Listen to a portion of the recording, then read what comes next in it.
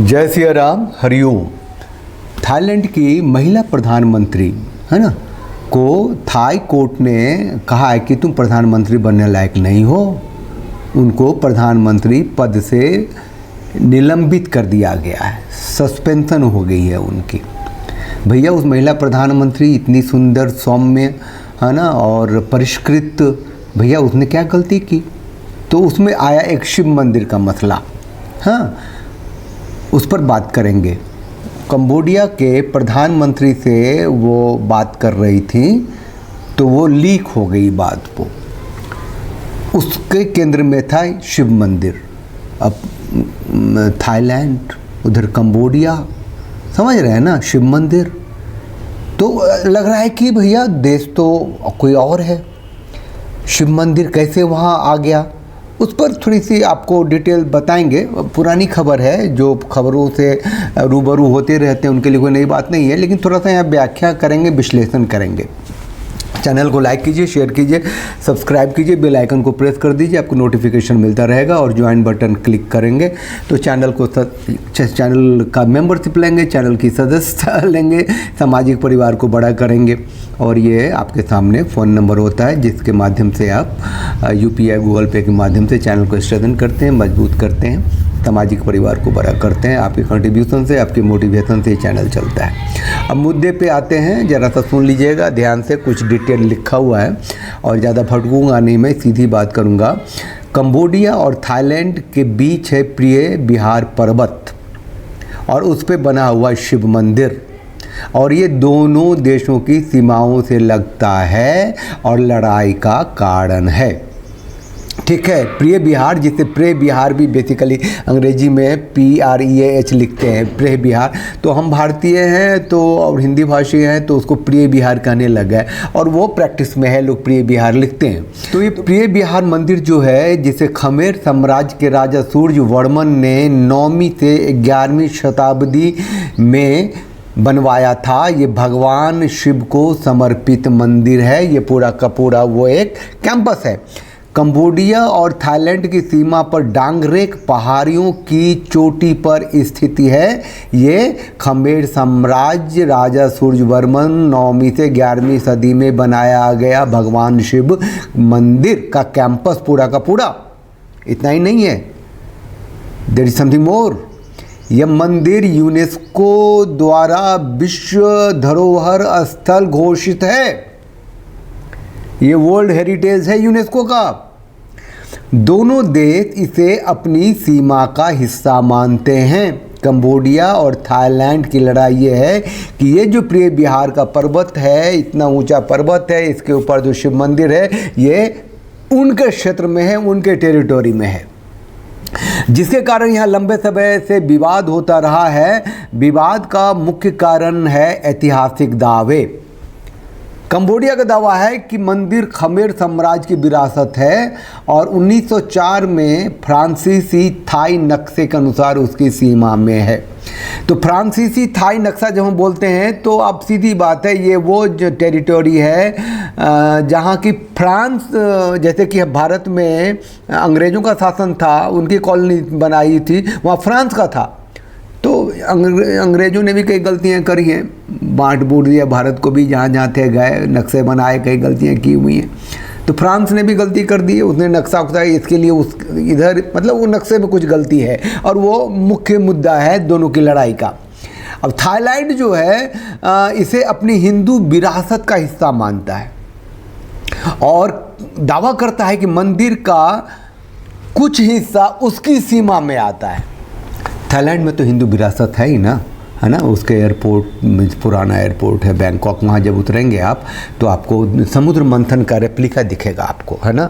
वो पर्वत दिखेगा, वो नाग दिखेंगे, वो इधर से देव और दानव जो हैं वो समुद्र मंथन का वहाँ रेप्लिका दिखाई देगा। तो हिंदू विरासत को उन्होंने अक्षुण्ण रखा हुआ है, इसमें कोई शक नहीं है। अंतर्राष्ट्रीय न्यायालय, है ना, इंटरनेशनल कोर्ट ऑफ जस्टिस का फैसला 1962 में आया, है ना। उसने ICJ international court of justice ने मंदिर को कंबोडिया का हिस्सा घोषित कर दिया, है ना, और उसके आसपास के 4.6 किलोमीटर क्षेत्र का मालिकाना हक किसका है, इस पे कोई फैसला नहीं हुआ। 4.6 हेक्टेयर कितना होता है, लेकिन जगह खूबसूरत है, टूरिज़्म के टॉप पे है, पूरी दुनिया के लोग वहाँ जाते हैं, वर्ल्ड हेरिटेज है। तो और प्लस एक देश की जो संप्रभुत्व देश है उसके लिए एक बहुत बड़ी बात है, ठीक है ना। तनाव बरकरार है। यूनेस्को ने 2008 में इसको विश्व धरोहर घोषित किया और 1962 में ही कंबोडिया को मिल गया था judgment ICJ international court of justice से कि ये तुम्हारे क्षेत्र में है। तो थाईलैंड ने इसका विरोध किया था, भैया इसको विश्व धरोहर मत घोषित करो।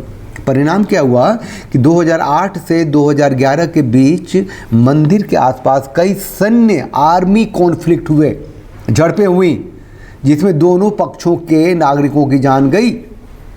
आज ये मामला जब मैं आपसे बात कर रहा हूँ पिछले 10 दिनों से क्यों इतना हिट है और मीडिया में है, इसीलिए कि 28 मई 2025 को एक झड़प में कंबोडियाई सैनिक की मौत हो गई थी।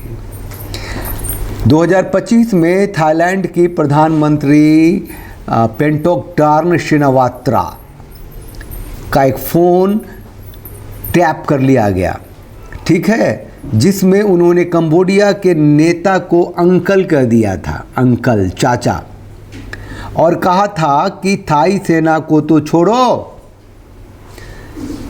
ये बताओ कि तुम ये बॉर्डर का जो प्रॉब्लम है उसमें क्या चाहते हो। तो ये जो शब्द था चाचा और थाई सेना को छोड़ो, इसको हो सकता है उन्होंने किस पॉइंट व्यू से कहा होगा कि मैं प्रधानमंत्री हूँ, सेना हमारी बात सुनती है, हमें बॉर्डर प्रॉब्लम को सुलझान लेना है, पॉजिटिव भी हो सकता है। लेकिन जबकि मंदिर का ये मुद्दा, शिव मंदिर का मुद्दा, प्रे बिहार का मुद्दा जो है बहुत टॉप पे है, कई सैन्य झड़पें हो चुकी हैं। अभी 25 मई को एक कंबोडिया का सेना की मृत्यु हो गई है झड़प में। तो देखते हुए इसको बहुत ही सीरियसली लिया वहाँ के कोर्ट ने और कहा कि कोई देश का प्रधानमंत्री कैसे कह सकता है थाई सेना को तो छोड़ो चाचा, तुम बताओ कि हम बॉर्डर प्रॉब्लम कैसे सॉल्व करें। तो उनको सस्पेंशन मिल गया है और वो प्रधानमंत्री नहीं है अभी। कंबोडिया इस विवाद को, बिहार और मंदिर के विवाद को, शिव मंदिर के विवाद को इंटरनेशनल कोर्ट ऑफ जस्टिस में ले जाना चाहता है, जबकि थाईलैंड ICJ के अधिकार क्षेत्र को स्वीकार नहीं करता। थाईलैंड कहता है कि मैं नहीं मानता कि भैया तुम्हारा इतना जुरिडिक्शन है कि तुम हमारे अंदर सॉवरेन लैंड में आकर के अपना जजमेंट दो और मैं मान लूँ।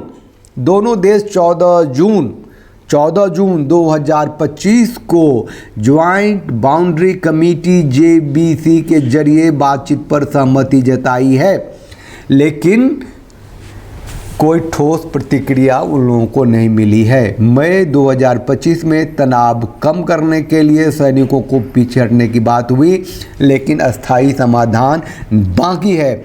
यह विवाद ऐतिहासिक, सांस्कृतिक, राष्ट्रीय गौरव से जुड़ा है, जिसके कारण दोनों देशों के बीच का तनाव बार बार उभरता रहता है। अब वहाँ के प्रधानमंत्री तक को अपने प्रधानमंत्रित्व से अलग होना पड़ा है, उनको सस्पेंड कर दिया गया है। तो आप सोचिए कि हिंदू चेतना, हिंदू संस्कृति के प्रति जो थाईलैंड में, अब वो उनकी टेरिटरी भी है, वो लोग भी कहेंगे अरे भैया कुछ भी है, टेरिटरी है उनका तो क्या छोड़ दे, लड़े ना। बात क्या है, मुद्दा क्या है ना। अपने संस्कृति की, अपनी सांस्कृतिक धरोहर को जीने वाले लोग हैं। अब वो हम जो हिंदू हैं, सनातनी हैं, खुद को राष्ट्रवादी कह देते हैं। बंटवारे के बाद के भारत में जो हिंदू है, जो हिंदू संस्कृति है, उसको गांधी से लेकर के, नेहरू से लेकर मोदी तक ने तोड़ा है, ध्वस्त किया है। और कोई ऐसा आंदोलन हिंदुओं ने नहीं खड़ा किया आज तक, जिससे कि हिंदू अस्मिता, हिंदू चेतना, हिंदू सांस्कृतिक परंपरा सुदृढ़ हो। आज तक ढो रहे हैं 1991 का प्लेसेज वर्शिप एक्ट, यानी हिंदुओं को तो इतना तक अधिकार नहीं मिला है कि हमारा मंदिर ध्वस्त हुआ है तो हम उसके लिए अदालत में जा सकें। बहुत लंबी बात हो जाएगी, मैं करना नहीं चाहता। फिलहाल इतना है कि शिव मंदिर है और सांस्कृतिक चेतना है और उसे वो लोग बनाए रखना चाहते हैं। अभी कंबोडिया के अधिकार क्षेत्र में है इंटरनेशनल कोर्ट ऑफ जस्टिस के अनुसार, और थाईलैंड कहता है कि वो हमारा है।